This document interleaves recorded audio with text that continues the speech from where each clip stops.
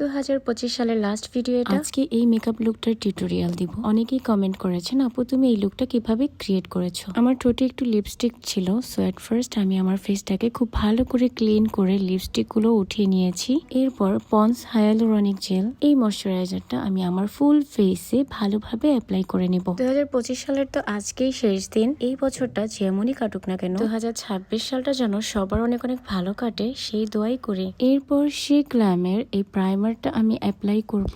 আর হ্যাঁ, আমার makeup video upload করার পর থেকে হিউজ কমেন্ট এসেছে, আপু তুমি হিজাব টিউটোরিয়ালটা দিও। হিজাবের টিউটোরিয়াল দিতে একটু লেট হচ্ছে, এজন্য আই এম সো সরি। কারণ আমার বাবু কয়েকদিন যাবত একটু সিক, দ্যাটস ওয়াই আমি আর কোনো ভিডিও মেক করতে পারি নাই। সো যেমনটা দেখতে পাচ্ছেন, এরপর আমি চোখে লেন্স পরে নিচ্ছি। যেমনটা সব সময় হয়, চোখে লেন্স পরার সময় লেগে যায় ক্যারাবেলা। লেন্স ভালোভাবে পরিষ্কার করে ধৈর্য সহকারে চোখে বসাতে হবে কিন্তু। আর এক চুটকিতে কিভাবে লেন্স পরবেন এই যে দেখেন, দেখিয়ে দিলাম। এরপরে বেস বসানোর পালা। আমি 2-3টা ফাউন্ডেশন একসাথে মিক্সড করে আমার ফেসের শেড তৈরি করে নিয়েছি। দেখতে পাচ্ছেন আমার একদম স্কিন শেডের সাথে একেবারে সেম টু সেম ম্যাচ করে গিয়েছে। এরপরে ভালোভাবে ব্লেন্ড করে নেব। আমি জাস্ট আমার আইয়ের সাইড গুলো একটু হালকা হালকা বাদ রেখে তারপরে ব্লেন্ড করব। দেন আমার ডার্ক সার্কেল এরিয়ার মধ্যে একটু কালার কারেক্ট করে নিব। কালার কারেক্টটা যদিও ফাউন্ডেশন বসানোর আগে করতে হয়, বাট আমি এখন করে নিয়েছি যেহেতু আমি ফাউন্ডেশন চোখে নিয়েছি, ওইভাবে অ্যাপ্লাই করি নাই। আর এটা হচ্ছে ফুল কভারেজ ফাউন্ডেশন, সো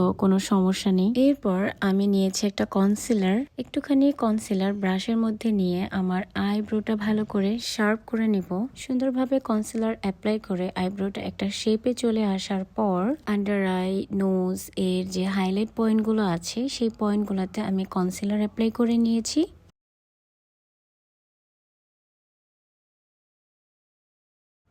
এরপর ভালোভাবে ব্লেন্ড করে নিচ্ছি। ব্লেন্ড করার পর আমি ইউজ করব লিকুইড ব্লাশ। এভাবে ড্যাপ ড্যাপ ড্যাপ ড্যাপ করে লিকুইড ব্লাশ ভালো করে ব্লেন্ড করে নিতে হবে। একটু খেয়াল করে দেখতে পাবেন আমি ব্লাশটা বিউ শেপে অ্যাপ্লাই করে নিয়েছি। এরপর ট্রান্সলুশন পাউডার ফুল ফেসে এভাবে ট্যাপ ট্যাপ করে অ্যাপ্লাই করে নিব। ঠাস করে কতগুলো পাউডার নিয়ে ফেসের মধ্যে একেবারে দিয়ে ভূতের মতো সাদা হয়ে যাওয়া যাবে না। দেখতে পাচ্ছেন আমি কিভাবে পাউডার নিয়ে ফেসে অ্যাপ্লাই করছি। এরপর আমি নিয়েছি revolution fixing spray. Powder apply করার পরে আমি এইটি দিয়ে খুব ভালো করে আমার ফুল ফেসে স্প্রে করে নিব। স্প্রে করার পরপরই কিন্তু মেকআপ শুরু করা যাবে না, ভালোভাবে শুকিয়ে যাওয়ার পরেই আবার মেকআপ করতে হবে। যাই হোক, শুকিয়ে যাওয়ার পরে আমি আমার ব্রোটা সেট করে নিচ্ছি পলি দিয়ে। এই মেকআপ লুকে আমি আমার ব্রোটাকে ট্রাই করবো একেবারে সোজা সোজা রাখার, বিকজ আমার আই লুকটা হবে একেবারে কোনাকুনি সোজা বরাবর টানা। আই লুকের সাথে মিল রাখার জন্যই আমি আমার ব্রোটাকে একেবারে সোজা রাখবো, চাইনিজদের ব্রোটা যেরকম থাকে আর কি। এরপর আমি একটা লাইট ব্রাউন কালার নিয়ে আউটার কর্নার থেকে বরাবর সোজা একটা টান নিয়েছি। এটা শেপটাকে শার্প করার জন্য মূলত হচ্ছে প্রথম অবস্থায় এইভাবে দিয়ে নিব। তারপরে ডিপ ব্রাউন কালারের একটা শেড নিয়ে আউটার কর্নার থেকে ব্রো এর কোনা পর্যন্ত সফটলি ভালো করে ব্লেন্ড করে নিচ্ছি। আস্তে আস্তে দেখতে পাচ্ছেন একটা শ্যাডোর মতো তৈরি হয়ে গিয়েছে আমার আইজে। সেম আমি আমার ওই চোখেও করে নিয়েছি। চোখটাকে এভাবে টেনে ধরে নিয়ে দেন আইশ্যাডো ব্লেন্ড করলে আরেকটু বেশি সুবিধা হয়। আপনারা যদি চান ঠিক এইভাবে ট্রাই করে দেখতে পারেন। ব্লেন্ড করার পর আমি একটু একটু করে শ্যাডো তুলে দিচ্ছি যেন এটা দেখতে আরেকটু ক্লাসি লাগে, সুন্দর লাগে। এরপর একটা ক্রিম হোয়াইট কালারের আইশ্যাডো নিয়ে আমি ইনার কর্নার থেকে একেবারে মিডল পর্যন্ত শার্প করে নিয়েছি, যেই জায়গাতে গ্লিটার অ্যাপ্লাই করব। দেখতেই পাচ্ছেন কতটা সুন্দর লাগছে।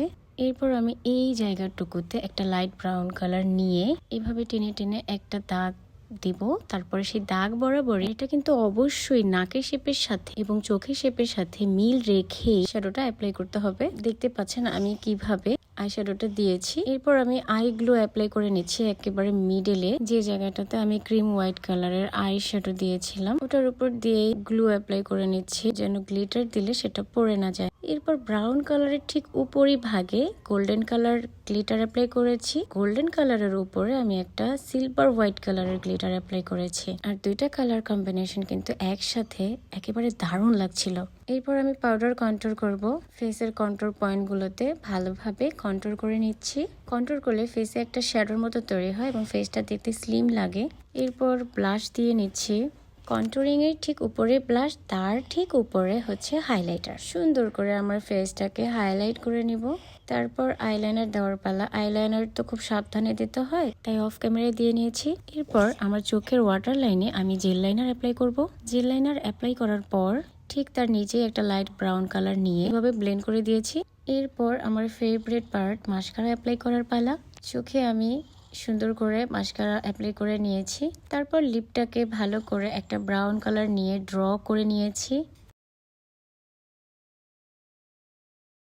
দেখতেই পাচ্ছেন আমি লিপটাকে কিভাবে ড্র করে নিয়েছি। এরপর একটা লাইট ব্রাউন কালার নিয়ে ঠিক দেখেন আমার হিজাবের কালারের সাথে না একেবারে ম্যাচ করে গেছে। ওয়াও, দারুণ তাই না? এই কালারের লিপস্টিকটা আমি ঠোঁটে অ্যাপ্লাই করে নিয়েছি।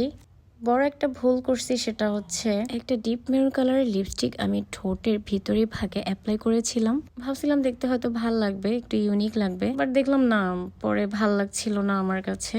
লিপ গ্লস অ্যাপ্লাই করার পরে তো আরো বাজে অবস্থা লাগতেছিল, মানে ভালোই লাগতেছিল না। তারপর আমি লিপস্টিকটা চেঞ্জ করে নিয়েছি। লিপস্টিকটা চেঞ্জ করার পর এটা হচ্ছে আমার ফাইনাল লুক। শেষে দেখতে কিন্তু অনেক ভালো লাগছিল, ঠিক আমি যেমনটা চেয়েছিলাম। অনেকে এই লুক পছন্দ করেন না, আবার অনেকে পছন্দ করেন। এক একজনের পছন্দ এক এক রকম, সেটা তো আর বলে লাভ নেই। 2025 সালটা যেমনই কাটছে, 26 সালটা সবার ভালো কাটুক। আল্লাহ হাফেজ।